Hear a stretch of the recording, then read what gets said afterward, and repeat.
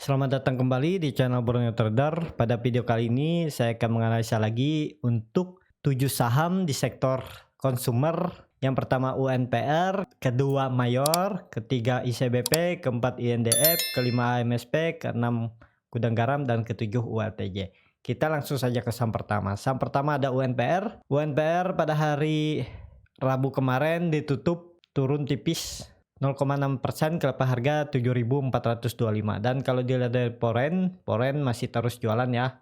Kalau dilihat broker semarinya terlihat dua broker besar Morgan Stanley dan Credit Suisse jualan yang signifikan ya di 24.000 sampai dengan 17.000 ya, yang nampung juga yang kecil-kecil nih. Kita langsung saja ke teknikalnya. Secara teknikal UNPR masih mempertahankan ya supportnya di 7.425 ya, sempat menyentuh level terendahnya di 7.300 tapi kemudian dibawa naik. Dan UNPR koreksi tidak disertai volume, harusnya juga UNPR ini ke atas, cuman ya gara-gara sentimen dia turun. Kalau Bapak Ibu bisa perhatikan volume UNPR waktu rebound breakout resistennya di 7.550 dengan disertai volume, habis itu dia naik lagi disertai volume, kemudian dia turun tidak disertai volume. Ya ada potensi minggu depan kalau ISG membaik ya, kalau ISG membaik UNPR akan naik.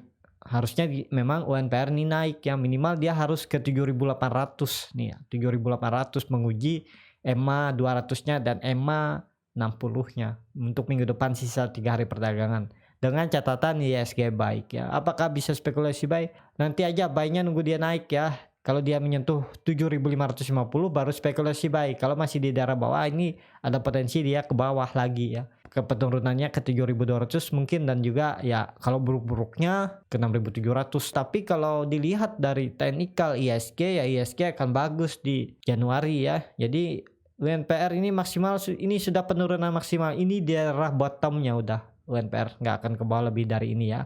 Jadi seperti itu aja untuk UNPR. Kalau Bapak Ibu bisa perhatikan juga UNPR udah membentuk sideway ini di daerah bawah, juga tidak mengarah ke bawah lagi ya.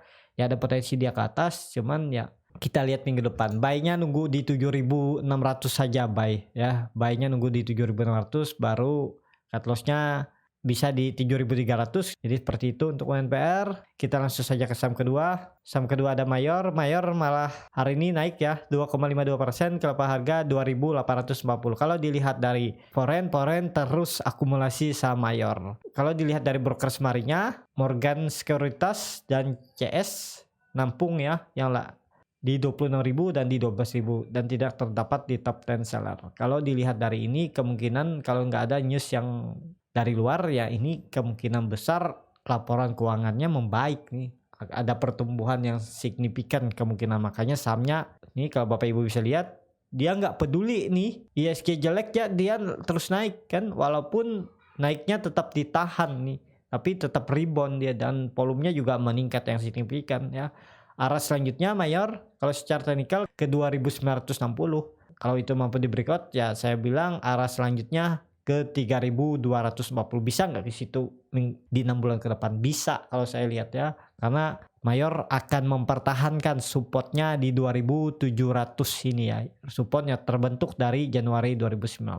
Ini bisa dikatakan neckline-nya juga nih. Jadi seperti itu untuk Mayor, masih berpotensi mengarah ke atas. Apakah bisa spekulasi buy? Mending wait and see dulu. Yang belum punya barang, yang sudah punya barang dari daerah bawah, apalagi dari yang saya bilang waktu di 2.500 itu, ya hold aja, follow the trend ya. Mayor masih sangat berpotensi mengarah ke atas. Indikator MACD juga sangat tajam mengarah ke atas. Bar chart MACD juga mengarah ke atas atau masih terbentuk di atas 0 ya.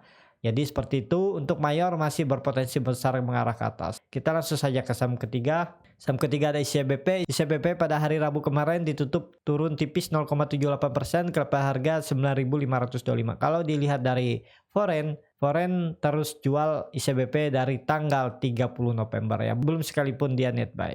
Kalau dilihat dari broker semarinya terlihat JP net sell atau distribusi di 32.000 karena yang nampung kecil-kecil nih. Morgan Stanley juga distribusi di 6.000 ya. CS juga distribusi, AK juga distribusi ya. Bandar-bandar asing yang lumayan besar distribusi semua ya. Kita langsung saja ke teknikalnya. Secara teknikal ICBP walaupun dibuang asing tapi harganya nggak turun dalam juga. Harusnya kemarin dia ini naik ya, tapi sentimen negatif 2 hari dia jeblok juga ya. Tapi kalau Bapak Ibu bisa lihat ini ada perlawanan nih. Dari atas melawan, dari bawah ngelawan. Jadi dia tutup di tengah-tengah. Ini harusnya potensi bagus juga ya. Kemungkinan untuk sisa 3 hari ke depan, di minggu depan ya harus tutup di atas 9.650 atau sampai 9.700 untuk ICBP ya.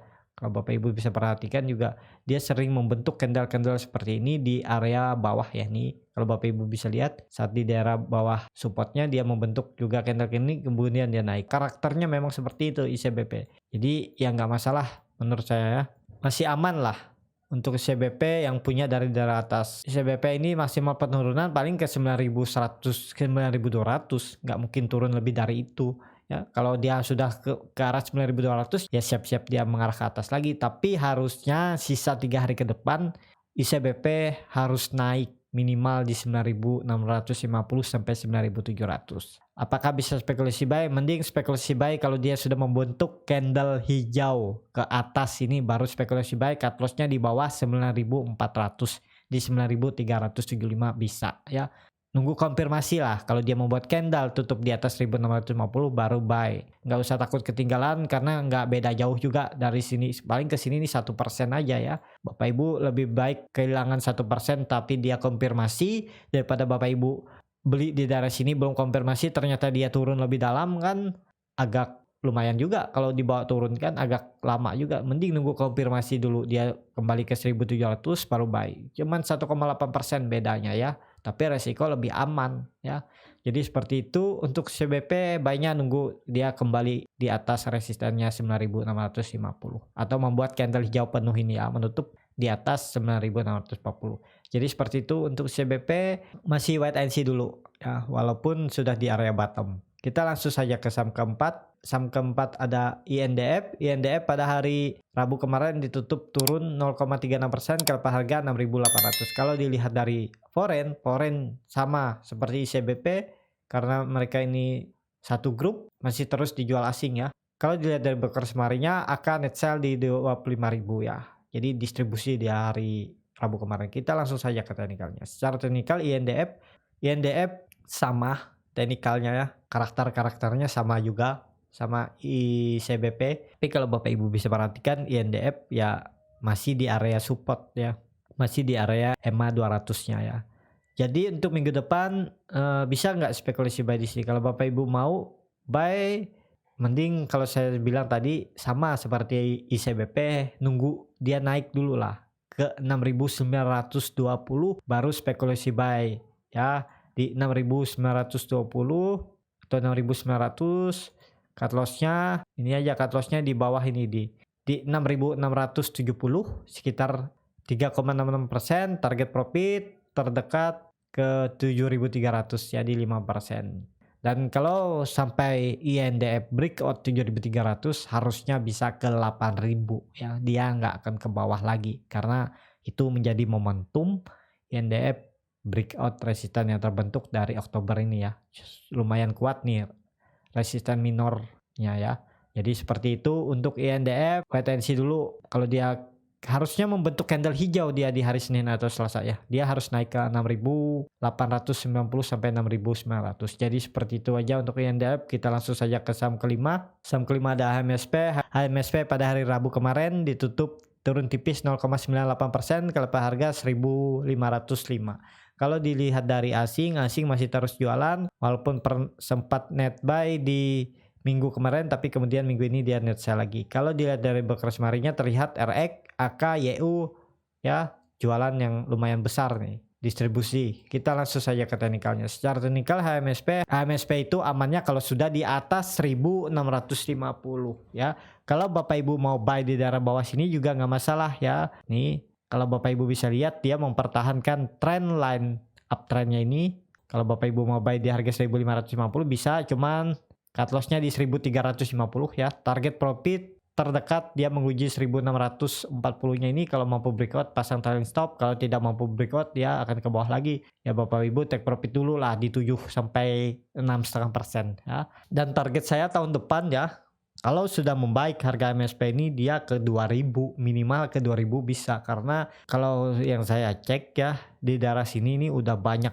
barang bandar juga ya. Bandar sudah akumulasi ini dari Oktober nih ya, dari daerah sini. Dari September sampai Oktober ini udah akumulasi sudah lumayan banyak, cuman ya gara-gara sentimen rokok kemarin, cukai dan juga sentimen jelek dan juga sentimen 2 hari ini ya dia mengarah ke bawah. Tapi Bapak Ibu bisa perhatikan dia masih di area EMA 60-nya supportnya ya. Ya jadi seperti ini, kalau Bapak Ibu mau sabar ya nunggu di bawah dulu lagi, lebih ringan kan di 1460 bisa juga ya. Tapi kalau Bapak Ibu takut ketinggalan kereta ya beli aja di harga penutupan, karena Bapak Ibu bisa perhatikan dia membentuk hammer juga nih ya, ada perlawanan. Ini harusnya potensi bagus kalau sudah membuat candle-candle seperti ini di area support. Ini kalau Bapak Ibu lihat dia bisa sering membuat seperti ini nih ya. Nah, jadi ya di daerah support juga dia membentuk ini kemudian dia naik ya. Jadi seperti itu, kalau mau buy ya di harga penutupan bisa, cut loss-nya tadi di 1350 ya, target profit terdekat di 1640. Jadi seperti itu untuk HMSP. Kita langsung saja ke saham ke-6. Saham ke-6 ada Gudang Garam. Gudang Garam pada hari Rabu kemarin ditutup turun 0,6% ke harga 41.075. Dan kalau Bapak Ibu lihat Poren masih terus jualan saham Gudang Garam.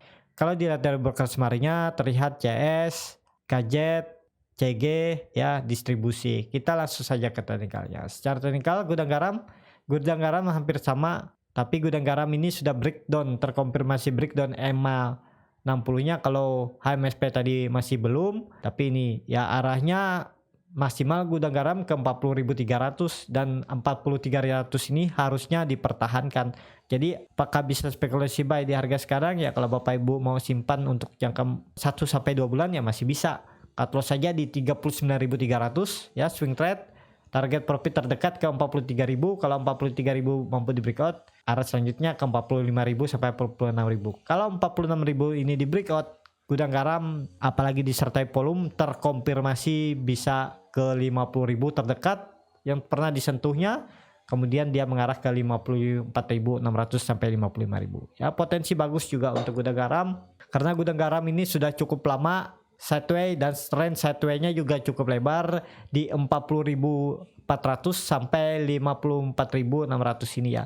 Nah, kalau Bapak Ibu bisa lihat ya ini sudah area buy, arah terdekat dia ke 45.000. Kalau dia gagal ya dia turun. Tapi kalau dia mampu breakout ya arah selanjutnya ke 54.600. Jadi seperti itu untuk Gudang Garam. Yang mau sabar ya bisa beli di harga sekarang. Tapi ini naiknya pelan-pelan ya. Jadi ya nggak bisa signifikan naik misal 7-6% sehari, itu sangat kecil kemungkinannya ya. Tapi kalau 2-3% mungkin bisa dalam sehari Gudang Garam. Ya seperti itu aja. Kita langsung saja ke saham terakhir. Saham terakhir ada ULTJ pada hari Rabu kemarin ditutup turun 0,6% ke harga 1.640. Kalau Bapak Ibu bisa perhatikan ULTJ masih terus dijual asing ya. Kalau dilihat dari broker semarinya terlihat ya ini biasa aja ya. Kita langsung saja ke teknikalnya. Secara teknikal ULTJ masih aman ya, masih mempertahankan trend line downtrendnya yang terbentuk dari Agustus 2020 ya. Ini minornya. Jadi ada potensi untuk ULTJ minggu depan rebound. Kalau dia bisa naik ke atas 1660 itu potensi bagus, apalagi dia mampu breakout sampai 1700 itu arahnya akan ke atas lagi dan mengarah terdekat ke 1740 bahkan bisa ke 1850. Dan kalaupun buruk-buruknya ULTJ turun ya maksimal turunnya ke EMA 200 di 1590 sampai 1550. Jadi kalau Bapak Ibu mau spekulasi buy, cut loss-nya di bawah ini aja nih langsung ya. Di 1530 cut loss-nya atau 1535 target profit terdekat 1740. Kalau itu mampu di breakout ya langsung pasang target, mungkin di bulan Januari atau awal Februari bisa ke 1850. Dan kalau dia mampu breakout 1850 itu potensi sangat bagus. Arah selanjutnya ke 2000 yang pernah diuji di Agustus ya. Sempat menguji 2000 tapi kemudian dibawa turun dan false breakout. Jadi potensi ULTJ mulai menarik nih minggu depan sampai awal Januari. Kalau ISG bagus, ULTJ ke atas nih udah saatnya ya. Karena Bapak Ibu bisa perhatikan ini di tanggal 18 Desember dia ini sebenarnya sudah mau naik nih dan volumenya mulai meningkat saat dia breakout EMA 60-nya, tapi kemudian keluar sentimen negatif, news negatif juga ISG terkoreksi 2 hari dan dia lumayan koreksi juga, tapi koreksinya tidak disertai volume ya. Sempat breakdown tapi kemudian dia naik atau ditarik naik ya. Jadi seperti itu untuk strategi ULTJ di hold 2 sampai 6 bulan ke depan juga nggak masalah ya. Potensinya sangat bagus. ULTJ potensi ke atas juga masih ada peluang ya. Untuk dia downtrend kemungkinan nggak akan downtrend ya, maksimal penurunannya seperti saya bilang tadi KMA 200-nya di 1580 sampai 1560. Jadi seperti itu untuk ULTJ ya. Cukup sampai di sini untuk video kali ini. Terima kasih untuk Bapak Ibu dan teman-teman yang sudah menonton video ini sampai habis. Apabila channel Borneo Trader ini bermanfaat dan bisa menjadi bahan pertimbangan Bapak Ibu dalam membeli, menyimpan, dan menjual sahamnya, bisa klik tombol berlangganan dan nyalakan lonceng notifikasi. Ada kritik, saran, ataupun pertanyaan bisa langsung tinggalkan di kolom komentar. Bagi Bapak Ibu dan teman-teman yang sudah dukung channel Borneo Trader di saweria.co/Borneo Trader, saya ucapkan terima kasih. Bapak Ibu juga berkontribusi dalam pembelian buku-buku bacaan untuk anak-anak di pedalaman Kalimantan. Sampai ketemu di video selanjutnya. Terima kasih.